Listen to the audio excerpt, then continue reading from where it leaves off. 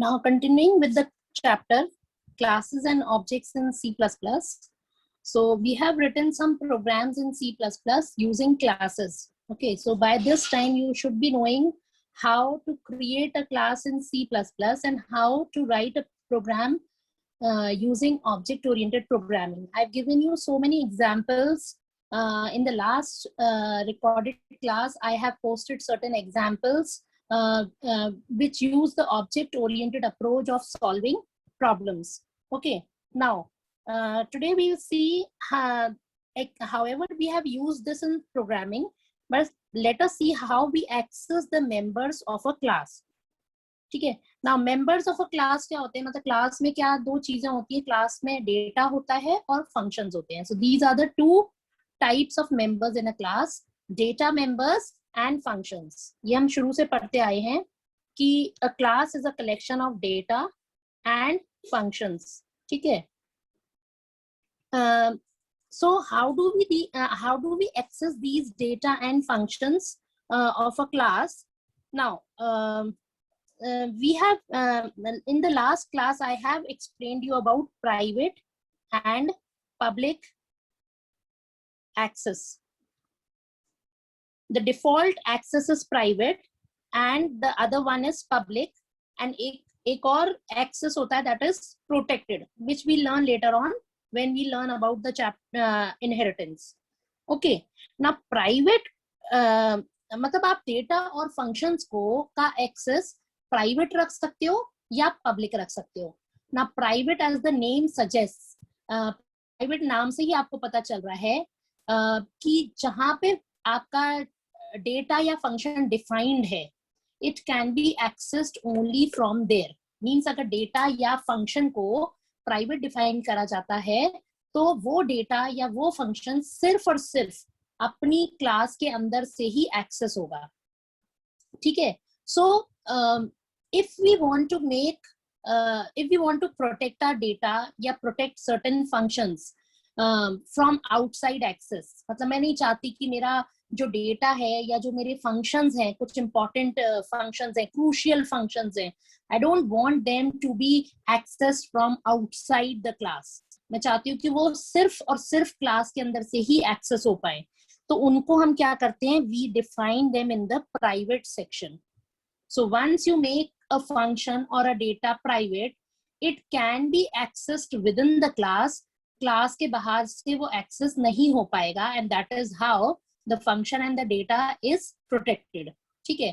तो protection का level थोड़ा सा बढ़ जाता है, and the data or function which is defined in the private section is comparatively secured. ठीक है. The other access is public. The name itself tells कि public का मतलब जो हर जगह से access हो सके.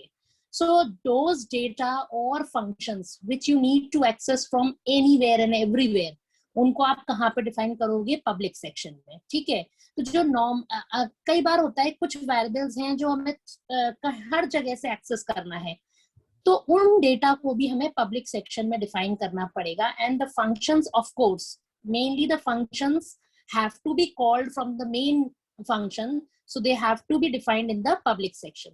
तो ज्यादातर मैंने आपको पहले भी बताया था कि a thumb rule says ज्यादातर डेटा प्राइवेट सेक्शन में रखा जाता है until and unless there is an exception, and normally the functions are kept in the public section except for few functions which are very crucial. उनको आप नहीं चाहते बाहर से एक्सेस हो तो उनको हम प्राइवेट सेक्शन में रख सकते हैं. ठीक है. So most of the time the data is in the private section, the functions are in the public section. Now यहाँ पे कुछ examples दिए हुए हैं कि private section में जो चीजें defined है और public section में जो चीजें defined है, how can you access them? Now first of all, अगर हम main में suppose void main में हमने एक we are talking about say student class का एक object बनाया s, और मैंने simply get data function को ऐसे कॉल कर लिया. I didn't use the object here. Okay, I just have written get data function को कॉल किया. Now this line will give an error. Now why it will give an error? Because get data function एक independent function नहीं है. Get data function is a part of the class. Which class we are talking about? Student class. ठीक है, तो get data function student class का function है, तो उसको हम डायरेक्टली कॉल नहीं कर सकते. उसको कॉल करने के लिए you have to call it through an object of the student class. ठीक है, तो अगर आप इसे लिखोगे S dot get data, then this form of calling the function is correct. So just to tell you, you'll write only one of them. I'm just telling you कि अगर आप सिर्फ get data लिखते हो तो इस पे लाइन पे एरर आएगी, क्योंकि से get data is not an independent function, it is a member function of your class student. तो किसी भी मेंबर फंक्शन को, क्लास के मेंबर फंक्शन को इंडिपेंडेंटली कॉल नहीं किया जा सकता. उसको कॉल करने के लिए you require an object of that class. So here S is the object of the student class which we have created here.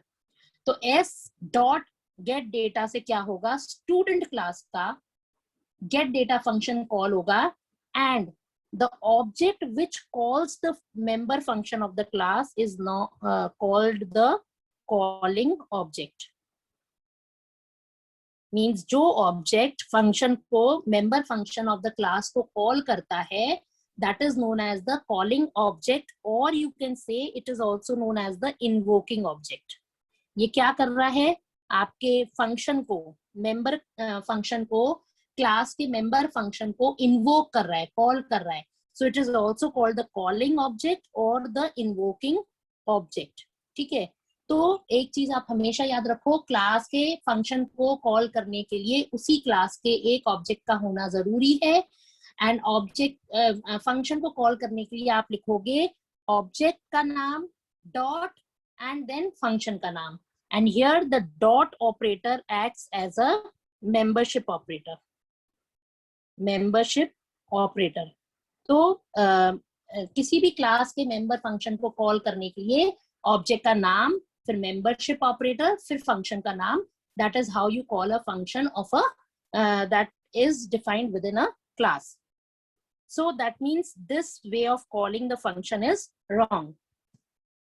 Now next यहाँ पे लिखा हमने s1 dot age is equal to 25. Again in main, suppose मैंने main में ही वही ले लेते हैं, स्टूडेंट क्लास का हमने एक ऑब्जेक्ट डिफाइन किया एस, उसमें हमने एज भी ली हुई है सपोज, और मैंने लिखा S dot age is equal to 20. Now again this line will give an error, because जो हमने एज क्या है, एक डेटा मेंबर है, और डेटा हमने सारा कहाँ पे डिफाइन किया है? Data is defined in the private section. So it is a private member of the class. ठीक है, age is defined in the private section of the class. It is a data member. So as I told you कि जो private आपकी चीजें होती हैं class के अंदर, they cannot be called outside the class, and main is outside the class. Main is not a part of the class, it is outside the class.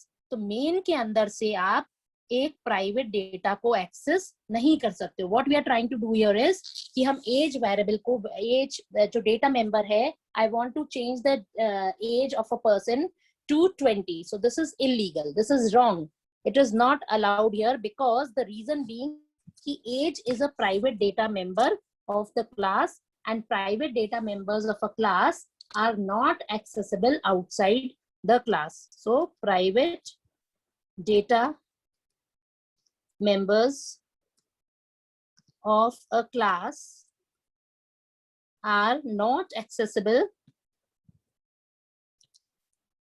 outside the class.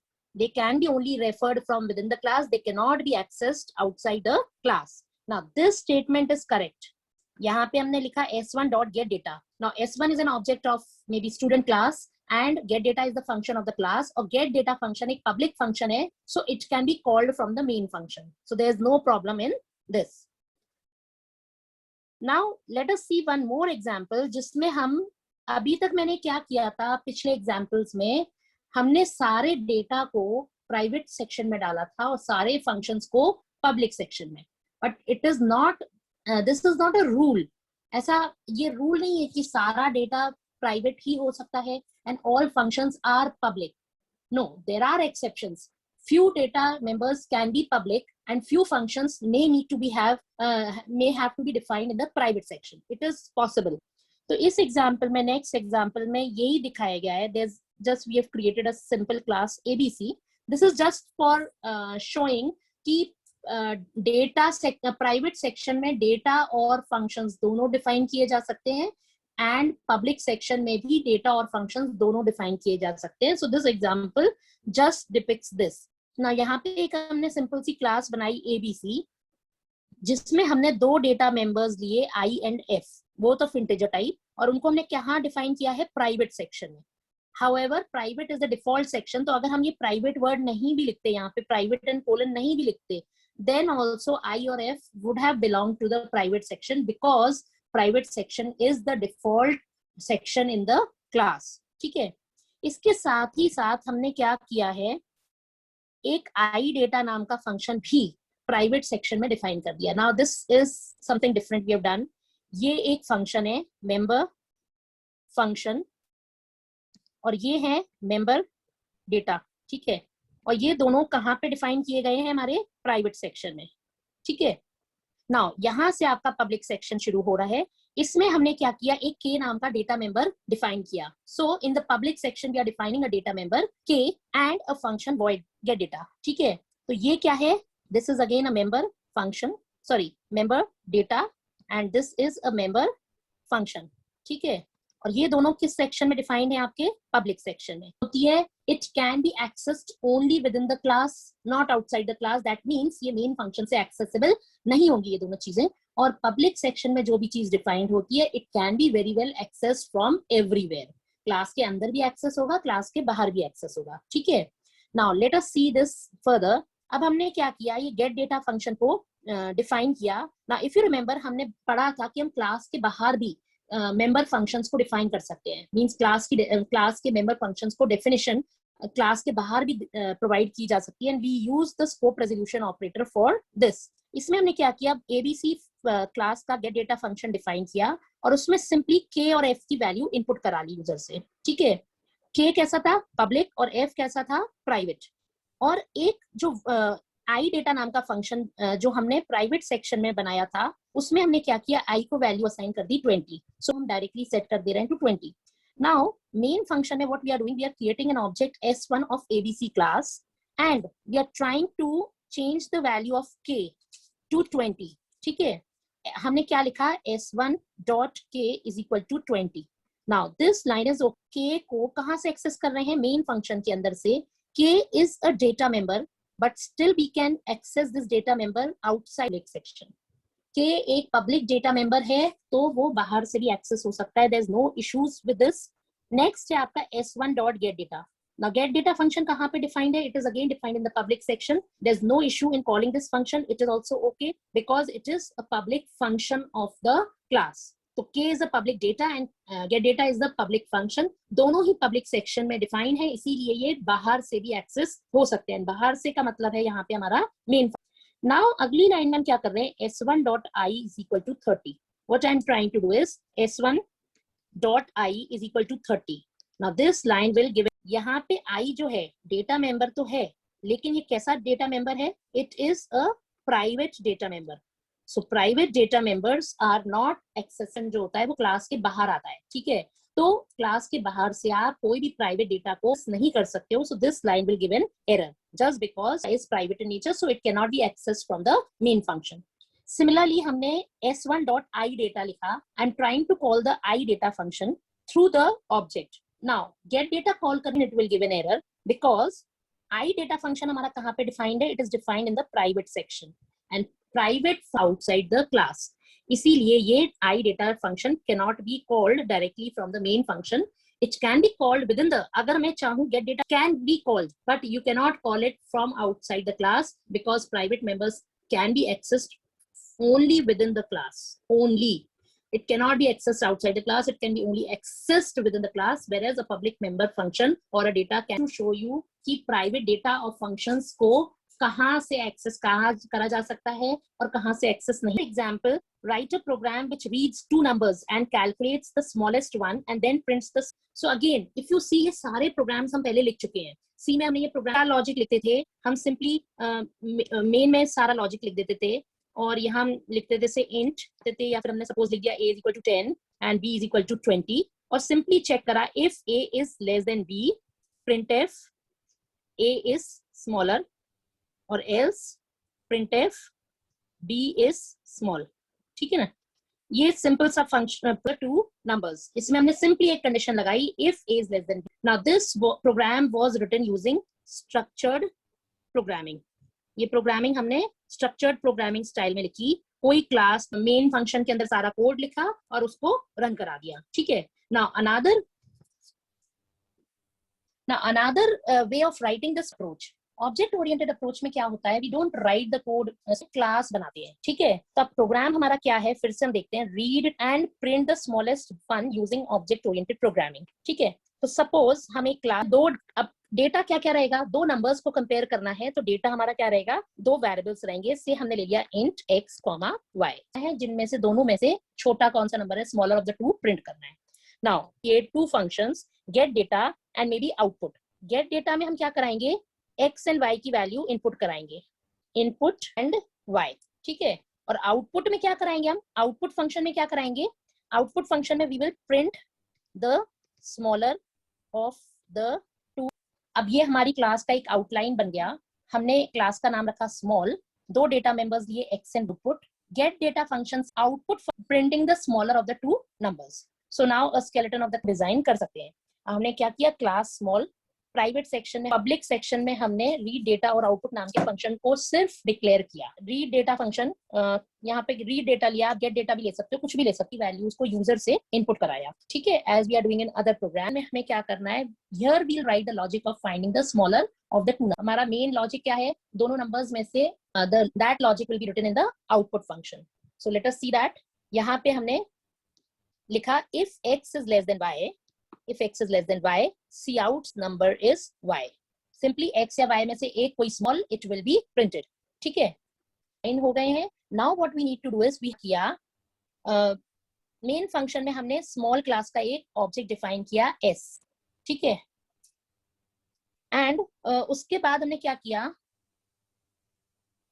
उसके बाद हमने clear screen कराई. Then री होगा तो it will ask you enter the second number. 16, so 10 and 20 are the two numbers that are input by the all होगा, तो it will find out the two numbers is x, so it will play, the output will be displayed.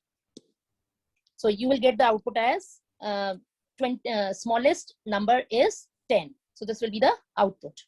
ठीक है. किया s, screen को clear कराया, read data function call कराया, तो ये दोनों वैल्यूज इनपुट हुई and then it will find the smaller of the two numbers and print it. So the output of this program will be smallest is 10. Main purpose of writing this program was we are using the object oriented program using the same approach. Write a program which reads the sum of two numbers, reads the two numbers and then print their sum.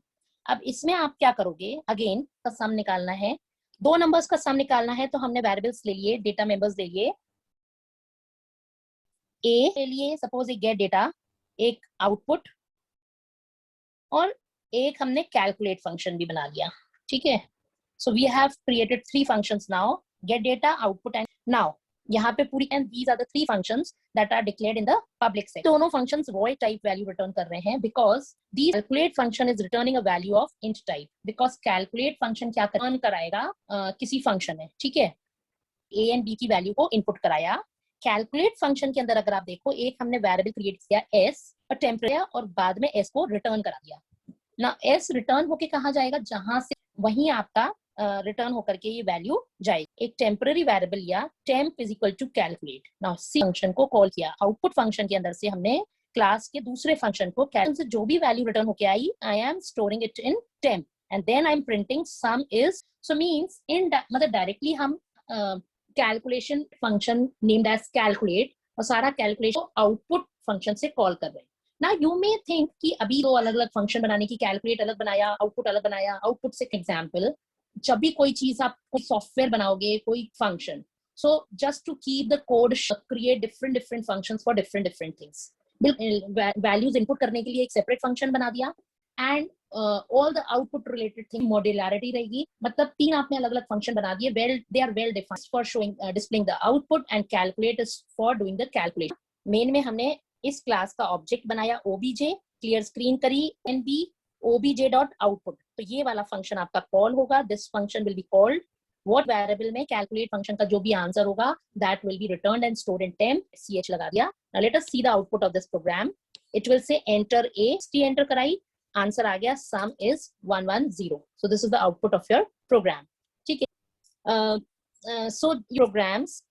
Next class में we'll see matrix, the program for writing the matrix addition, subtraction. The example is given here. This is the example for performing the addition of a matrix, subtraction of a matrix, and multiplication of a matrix.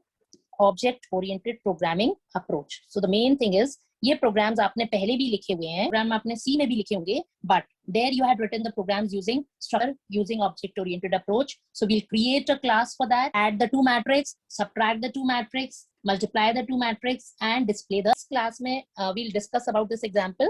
If it is not in the class for today, do as many. यहाँ example के learning a totally new करो. इससे पहले आपने data structure और using a totally different approach, a structured programming approach. तो ये approach एकदम से different, using this new approach, so that you are aware of how to write programs in C++. So I'll just end the class for today. We'll continue with the same chapter in the next class.